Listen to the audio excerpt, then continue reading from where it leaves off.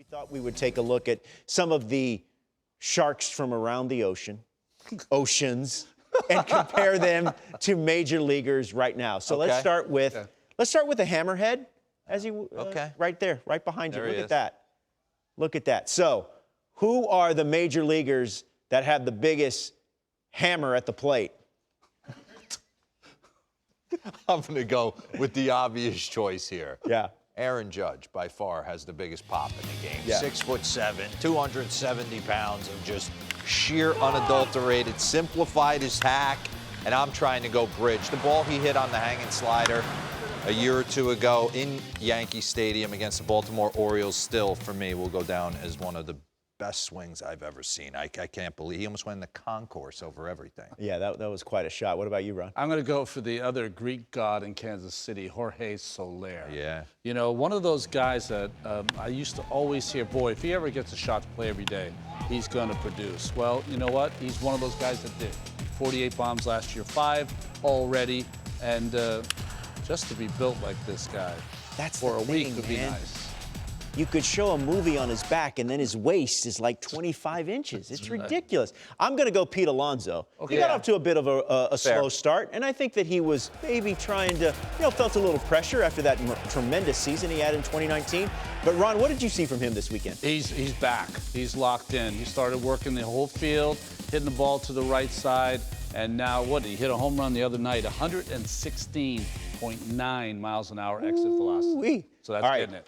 What you're just fascinated by this, That's aren't the you? guy who puts him to sleep. If you touch her, I'm completely invested in all this. You know that. I love it. I love it. All right, what about the sand shark? Now for this, this is the sand shark. As its name would suggest, it hangs around sand. So the major league players are hanging around in the dirt, making plays in the dirt. So obviously we're looking for great fielders. What do you got? Somebody we haven't discussed, and not only is he a great defender, but he is absolutely raking, is Jose Iglesias for the Baltimore Orioles. This was a guy, when he burst on the scene, it was pick and grin all day long, Ray Ordonez style, old Met. Candelito. Yes, Candle. and now he has started to incorporate some offense in there. He's been a nice addition for the Birds. He's my sand shark. What about you, Ron? You know, there's only 2 players that I've, before a game, watched them take infield. Ozzie Smith was the first, played against Ozzie in St. Louis. Javi Baez is the second.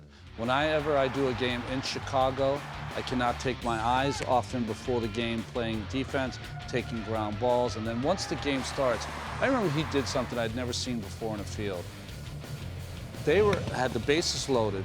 There was 2 outs, and Murphy was playing second at the time. Murph had a bum knee because he was kind of hobbled. He said to Murphy, pointed at him, he said, I got everything. he was saying, anything in the air, even on your side, I've got. I've never seen anyone do that. The only guy I ever came out and watched take ground balls, Winter Haven, spring training, Omar Vizquel. There you go. He can still pick and grin with the hands. I mean, he changed the game. He's the first guy I saw play everything with a bare hand. Made everyone play with it. I'm going to go with a guy, and admittedly, he does not have the resume that these other 2. He just got called up to the bigs. But I wanted this because it's an opportunity to show what he did this weekend. Eddie Alvarez of the Miami Marlins making his major league debut over the weekend. Ron, he made some outstanding plays out at second base this weekend. I mean, he's just so athletically gifted. The plays he made, really only he can make. And remember, he's an Olympic medalist in speed skating in the 2014 Winter Games. He started 0 for 9 at the plate, but he got 3 hits over the weekend, going 3 for 4. And the plays in the field, tremendous. I mean, this show here, we are rooting for him like 110. Yes. Absolutely. Came on with us, so congratulations on your big weekend. Up next, it's the saw shark. Now, as I understand, the saw shark slices through its prey. Look at this thing, huh? Jeez. Mariano Rivera is the ultimate saw shark. I mean, Yeah. he just explode your bat with that nasty cutter. But if you're teeing me up, Who's slicing through a line? the numbers don't lie. Trevor Bauer's 2-0 with a .93, punching tickets left and right, doing the Conor McGregor walk. Man, he would get under my skin without question, hitting off him, but you can't deny it. You can't deny the guy is absolutely filthy. It seems like when you watch him pitch, he's got 22 different pitches he can go to. Yeah. Creating stuff on the mound. dominant, backing it up. He's a free agent at the end of this season, He's always right? going to be a free agent. Every year he will be a free agent. That's the only true. thing he hasn't done is strike a person out and laugh at him. But he's close. He I did think the it could Conor happen. McGregor. I love, he is, as I say, he is baseball's biggest heel, and I love it. What about you, Ron? I have Adam Ottavino. I think when you watch him pitch, he at times, and I hate to say this because hitters hate it, occasionally he's unhittable. When he's got it working, the last 2 seasons, he's gotten off to a slow start this year. 144 innings, 200 strikeouts out of the pen. He dictates the at-bat. If he's got his good stuff, game's over. Hunter Pence told me, because he's faced him a lot when the two were in the same division, he says it's the most uncomfortable at bat. And he said, I just have to get used to the fact that he might hit me in the neck. Because he just, with that wind up and he's stepping towards that dugout, it's definitely something to see. I'm going to go with Josh Hader. Okay. The strikeouts come in bunches. In 2019, he had the 4th highest strikeout percentage in Major League Baseball history. In 2018, he had the 5th highest strikeout percentage in Major League Baseball. He comes at you, it's a lot of arms and legs, and it's a lot of velocity. So give me Josh Hader. All right, finally, it's the great white shark. So the whale is considered like the beast, the big one, okay? But the great white right below it. The killer whale can take down the great whale. That's right. That's right. You should have hosted The this, orca. actually. The orca, Shamu. Who is the Poor great? thing. Who is the great white? Who is the great white shark in Major League Baseball? Okay, so the orca. That's right. So Is Mike Mike Trout. Trout. Mike He's Trout off the is the board. killer whale. Okay. Mike Trout is the killer whale. The great white just below Imagine that sitting killer at home whale. and them saying, you're off the board. That's how good you are. You're off the board. I'd be like, Second best player in I mean, baseball are you is listening to whom? right now. Right now. He's currently playing shortstop for his San Diego Padres. Yeah. You can't deny what Fernando Tatis Jr. is doing. He's putting the league on notice. I mean, leading off the games like Ricky Henderson going bridge. I'm in for all of it. I'm in. The swag is not forced. We did the Predator tape. He's a really, really special player to watch. He really is. Yeah. I mean, Manny Machado's on the left side, and I think Manny Machado for a right-handed hitter, he makes the game look as easy as he swings like a lefty. That's right. Until he went deep twice yesterday, the focus has been solely on this kid. Yeah. And you have a $300 million player on your team, so nah, he's a special. You can't take your eyes off him. What about you, Ron? For me, I'm going to look at someone that has been in the Trout era and not only has finished second to him in the MVP, but also beat him out one year, Mookie Betts. Yes. Who's got an MVP, he's finished second to Trout. If you look at his game, he does it all. These are your notes, by the way. I don't. Oh, Sorry.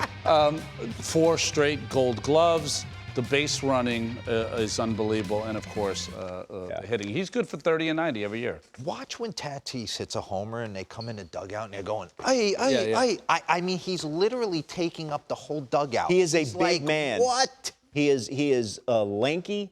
He is wispy. Yeah, I don't. That's all of it.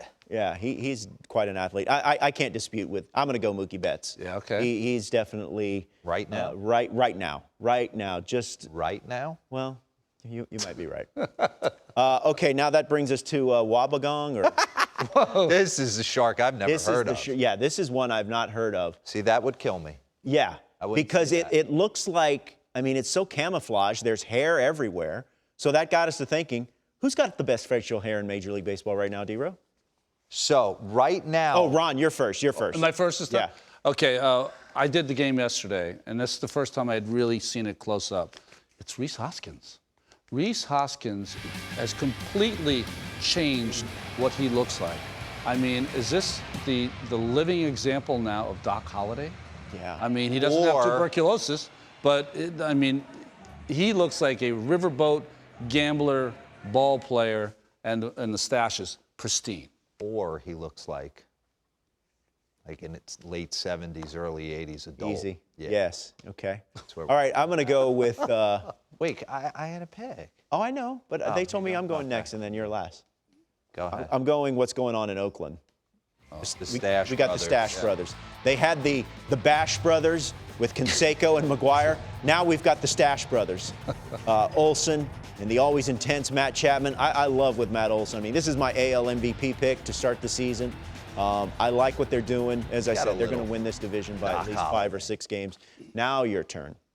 Yeah, I was driving up the Parkway last night, and I said Rhys Hoskins. And he said, no, Ron Darling's got Rhys Hoskins. And I was like, you know what? Then give me my old teammate. I know it's supposed to be right now, but nobody grew better facial hair than Danny Espinosa. This guy, by the end of BP, would have a full beard. I've never seen anybody grow facial hair with the girth and depth of Danny Espinosa. I don't know where you are, my friend, but it was crazy. Man, that's great.